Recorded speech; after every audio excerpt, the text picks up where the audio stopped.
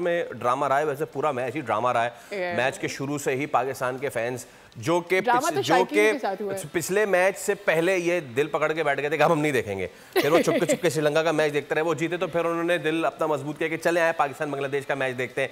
और जब मैच शुरू हुआ तो फिर वो यूं हो गया अंदर चलेगा यार ये क्या हो रहा है। लेकिन हमारे जो एक्सपर्ट हैं वो इस वजह से है ना कि वो बताएंगे कि ये पिच था ही ऐसा। तो जनाब तनवीर अहमद और फवाद मुझसे हमारे साथ मौजूद है। अस्सलाम वालेकुम जेंटलमैन। वालेकुम सलाम। गुड इवनिंग, बहुत शुक्रिया। आप लोग हंस क्यों रहे हैं यार, क्यों हंस क्यों रहे हैं?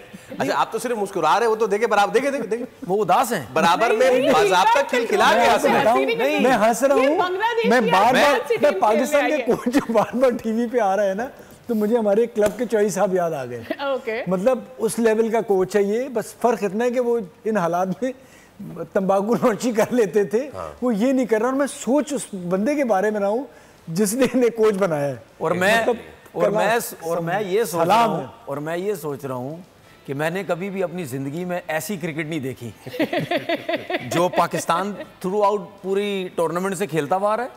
और प्लस मैं सल्यूट करता हूँ बांग्लादेश क्रिकेट बोर्ड को कि आप में इतनी हिम्मत थी कि आपने इस टीम को एशिया कप के लिए भेजा यार, उन्होंने श्रीलंका को तो हराया था ना। हाँ। और आप में इतनी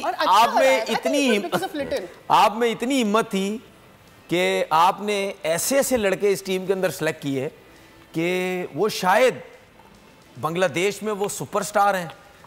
ठीक है, मतलब यानी मैं हैरान होता हूं जो पाकिस्तान ने क्रिकेट खेली, जो पाकिस्तान की मेरिट के ऊपर जो पाकिस्तान ने बैटिंग। देखें एक चीज सुन लें, एक चीज मैं आपको बताऊं, इंडिया के अलावा आपको याद होगा मैं पूरा एशिया कप में यही बोलता हुआ आया हूं कि सब टीमें एक जैसी हैं।